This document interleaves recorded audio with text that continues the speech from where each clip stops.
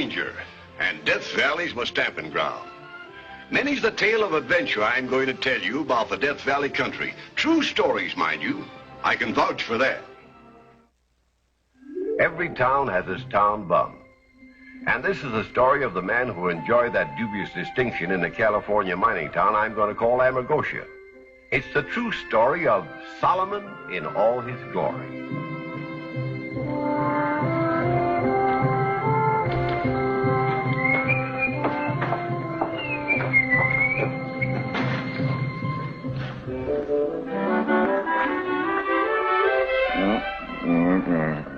I was just trying to make you more comfortable, Mr. Solomon.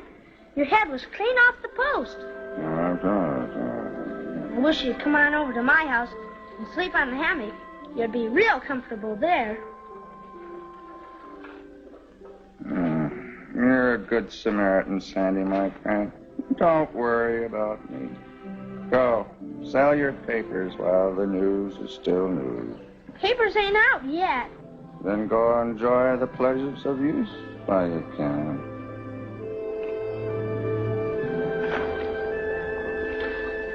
I wish that Solomon Ross would go somewhere else to sleep off his liquor. I've got a good mind to throw a bucket of water on him and chase him away. Oh, he isn't hurting anything, poor fellow. Well, he's certainly no decoration. And no credit to the profession either. One of the best newspaper men I ever saw when he first came out here. Now look at him. The evils of overindulgence. Say, that would make a good subject for your feature article. I'll take care of the feature article. You just rustle up enough news to fill the rest of the paper. I'm on my way now, Chief, to meet the stage. Maybe there'll be some interesting arrivals for a change.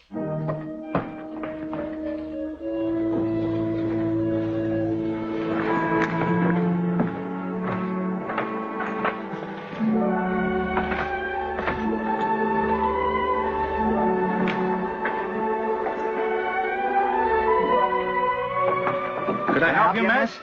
Thank you. I'm looking for Mr. Solomon Ross. My brother. I came out from the east to visit him. A surprise. Don't tell me he's moved away. Oh, he's still here. But he's out of town right now. Yeah, on business, but he'll be back before dark. Oh, if you could direct me to a hotel. My pleasure.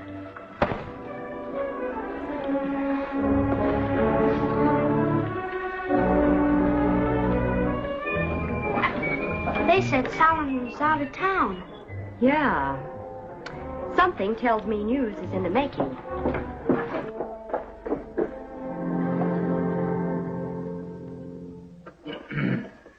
It is indeed a pleasure to welcome the sister of our Mr. Ross. It's a pleasure to be here. I hope you'll drop in at the Bonton Haberdashery while you're here. I'm the owner. And the Silver Dollar Restaurant. I'm the owner. Thank you. This way, please.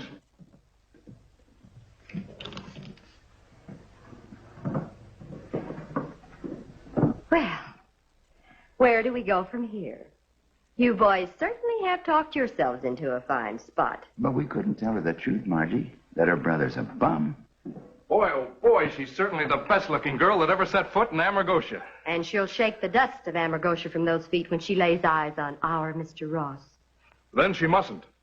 Until we've gone to work on him. Huh? Many friends of Mr. Solomon Ross are happy to welcome his sister, Miss Ann Ross of Wilkesboro, Pennsylvania. Well, this is ridiculous, preposterous, trying to pass him off as a pillar of society. All right, then don't print it. You're the only person in town who won't play the game. Henry, you really are a stinker. All right. I'll print it.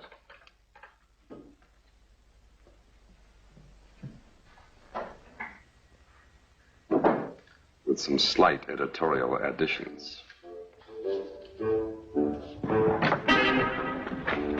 All right, me sleeping beauty. Come on. Time to sober up. Oh, let go of me, let go. All right, now, up's-a-daisy now, up's-a-daisy. Come on now, put it around there. Somebody buying things That's from the all house? right. You're all right.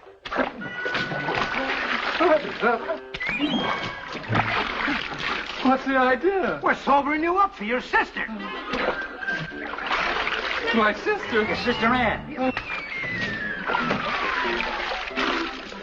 Ann? She's here in Amargosa. Here?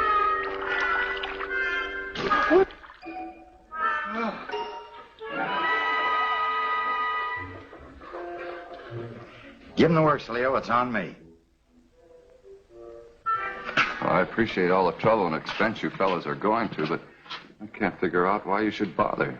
With a girl as pretty as your sister? It's a pleasure. So that's it. Come on, she's waiting for you down at the hotel. Look, I'm as nervous as a bridegroom. How about a short one? Just enough to steady me? Oh, nary a drop as long as your sister's around. Come on. I guess it's been at least 6 years since I've seen Saul. And he hasn't been very good at letter writing. But I suppose he's been too busy. Yes, he's been very busy. Here's the papers, Mr. Hardy. Hot off the press. Thanks, Andy. Paper, miss?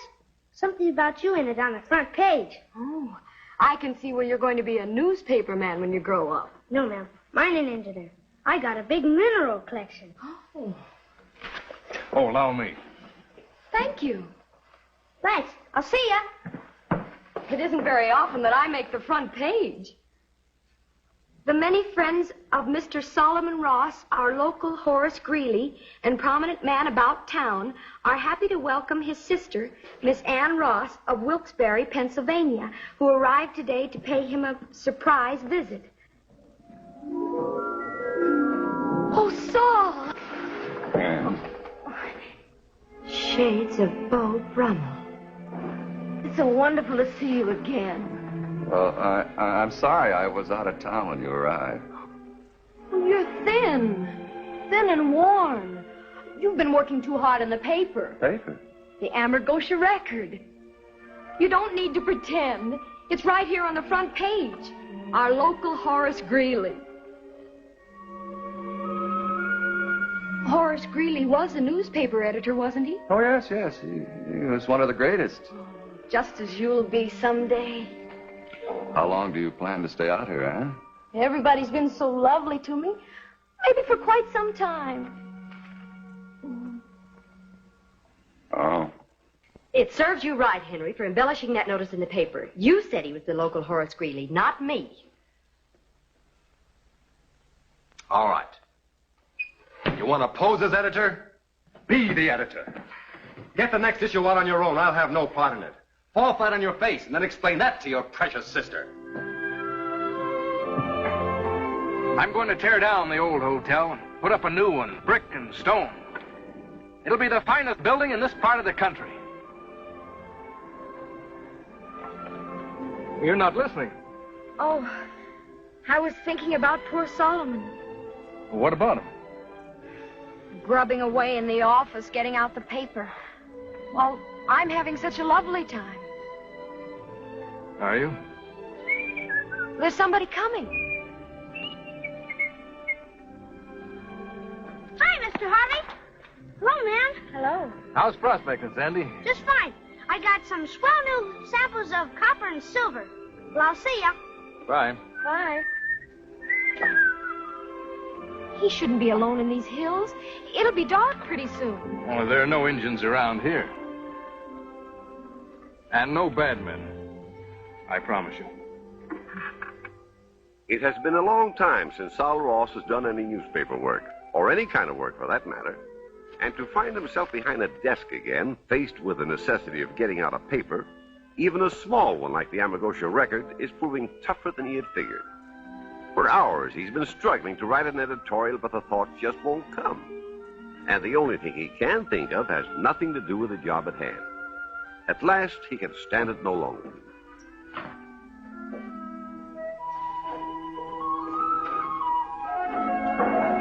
But I've been on the wagon for over 24 hours now, Fatty. I'm going crazy. I'm sorry. But I gotta get that paper out tonight, and I can't unless... One drink, Fatty. Just one little drink. Not a chance. But it's nobody's business but my own. 'Tis everybody's business. The leading citizens of this town have all got a stake in you, Sol Ross, and I'm not going to see them lose on their investment. Now, go on back to that office and get to work. And don't go running around to any of the other bars, neither. I've given them all orders not to serve you. But... No.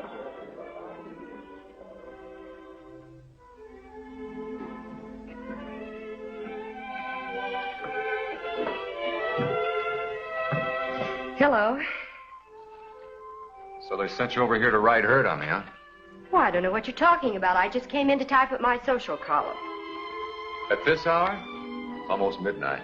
Well, that's the newspaper life for you. How are things going? Slow. I'm a little rusty.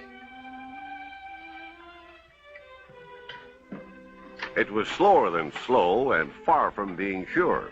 But Sal just couldn't tell Margie he was licked. Take a breather. I can use one, too.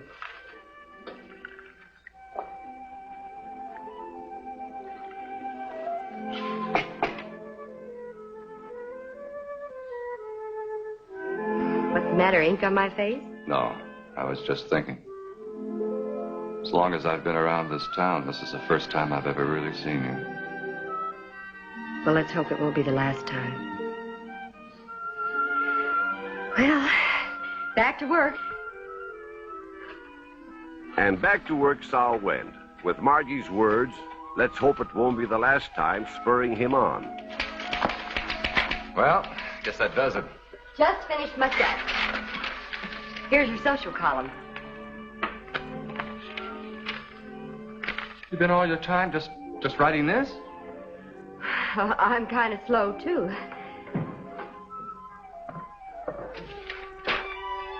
Now's the time for all good men to come to the aid of their country. Now's the time for all good men to come to the aid of their country. Now's the time for all good men to come to the aid of their country. Now, what's the idea of reading a girl's private correspondence? Thanks, Margie. Thanks a lot.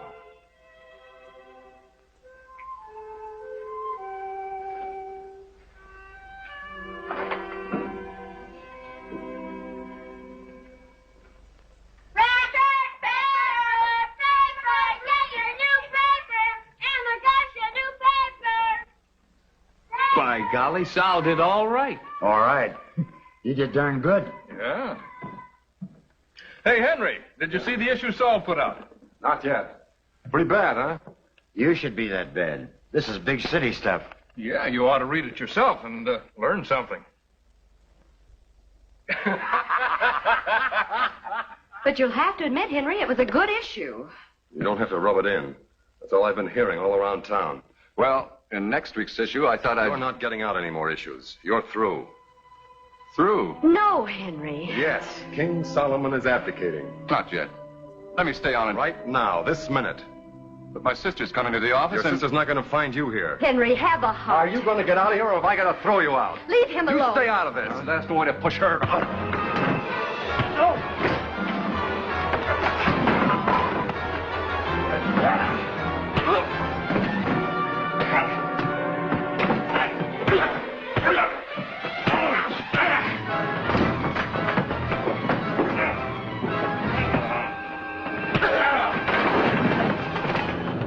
Now get out of here. Saul.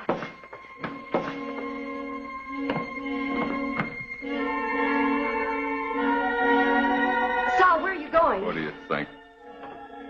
Saul!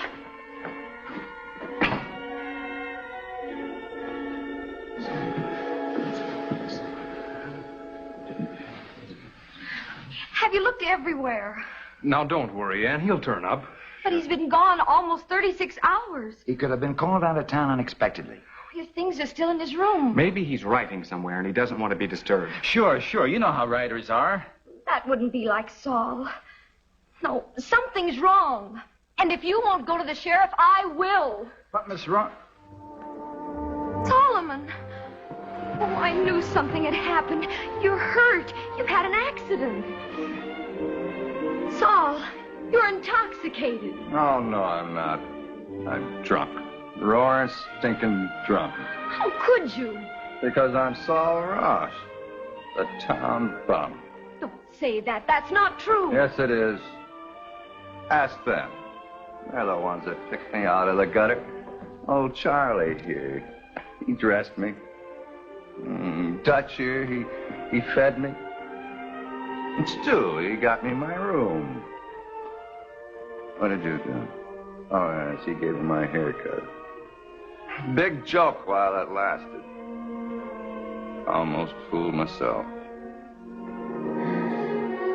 So, it was all a trick. A game everybody was playing, except me. You ought to be ashamed of yourselves. Of all the contemptible. I'll never forgive you as long as I live. And you either, Saul.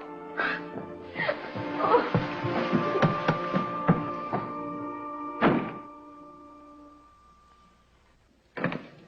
Two news items for you. Miss Ann Ross, who's been visiting Amargosa, leaves for home today on the noon stage. Any other? Miss Margie McMahon resigns her post on the Amargosa Record. Margie. I don't like working for a heel, Henry. Look, just because I... Because you knocked the props right out from under a fellow who was trying to make a comeback. And he would have. Did you hear about young Sandy Peters? Why, no. A mine shaft caved in on him. Oh, no. Yep, the old Eagle Nest mine. A couple of prospectors just happened to see him as he went in. I'm rounding up volunteers and equipment to try and rescue him.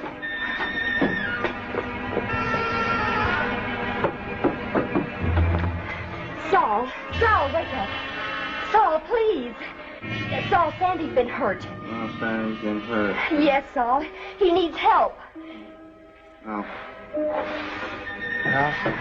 Who? Sandy. Sandy needs help. Yes, Saul. Help. Sandy needs help.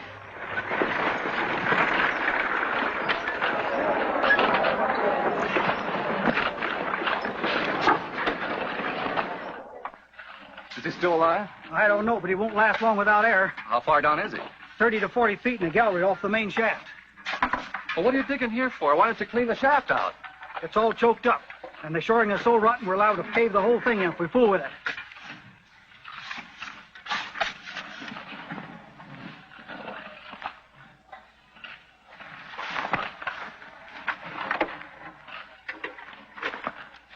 What are you going to do? I think there's enough of an opening I can get through. I'm going down for a look. No, Saul, you heard what that man said. The whole thing is liable to cave in. If it does, nobody will miss me but a few bartenders.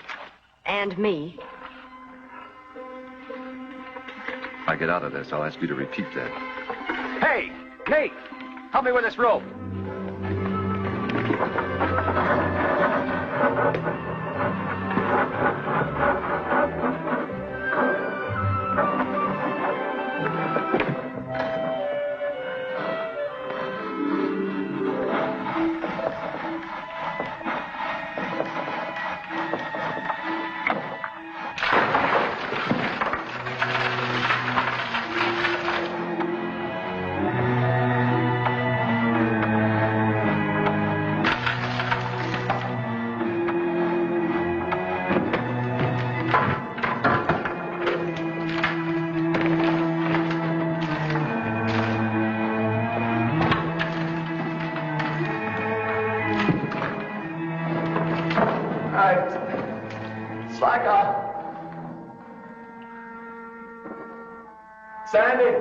Sandy, it's Saul. Can you hear me?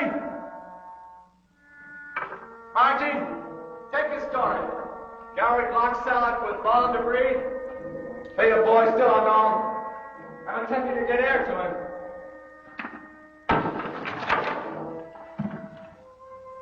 Margie, lower down that air hose. A short-handled shovel. Coming down.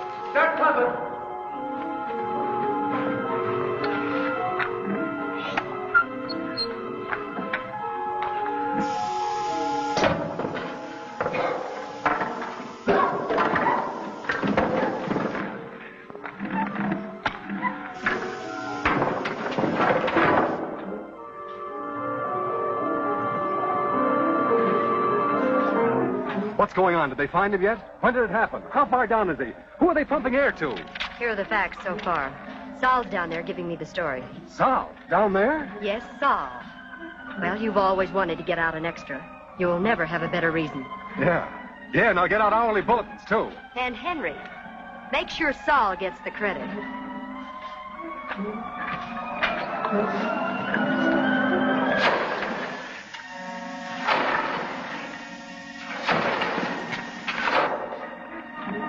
Well, I thought you left on the noon stage. I heard Saul was down there.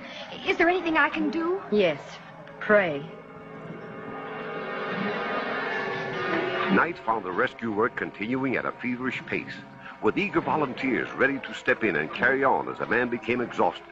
And through it all, Margie stayed at her post by the old mine shaft, keeping contact with Saul in the tunnel below. Thanks. Anything new? Nothing yet.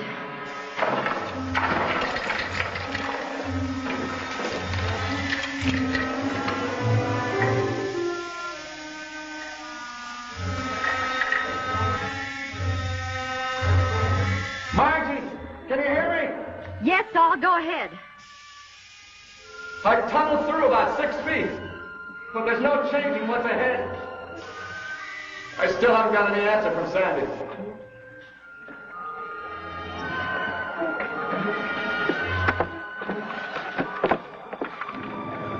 Got any more? This is the latest. Thanks. Talk about excitement. The Associated Press picked up the story. Papers all over the country are printing it. The telegraph wires are humming. This will really put Amargosa on the map. And the record, too. Nice reporting job.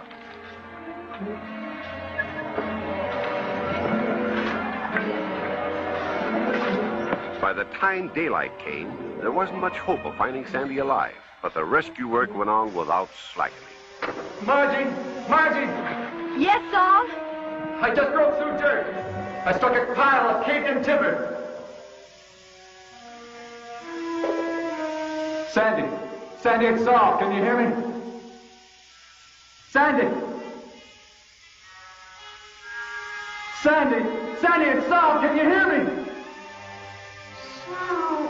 Margie, he's alive! Thank God. He's behind some timber where I can't see or get to him, but he answered me. Sandy's alive! He's alive! Sandy's alive!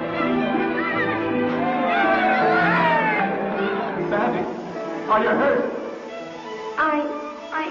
I can hardly breathe. I'm shoving the air hose through. Everything will be all right.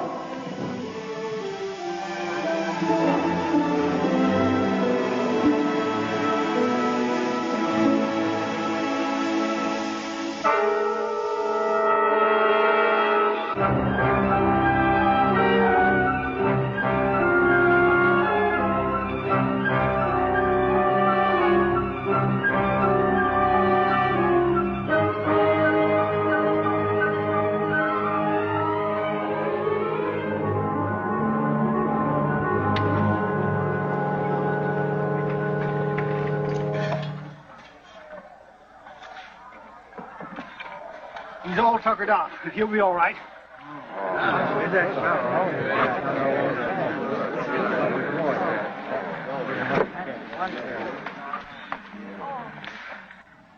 Little food and rest, Sandy. You'll be out prospecting again. From now on, I'm sticking to that newspaper business. Good boy. And Saul, thanks. Hold it. This picture will appear on the front page of every paper in the country. And Saul, with the number of inquiries that have come in about you, it wouldn't surprise me if you landed behind the editor's desk of one of them. Good luck. Oh, Saul. By golly, that calls for drinks for everybody. On me!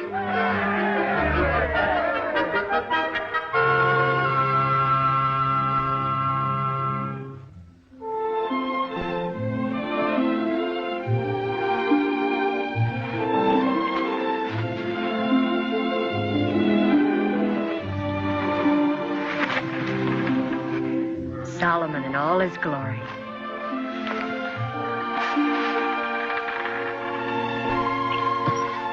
And that's the story of the town bum who became a hero. But more than that, became a man again.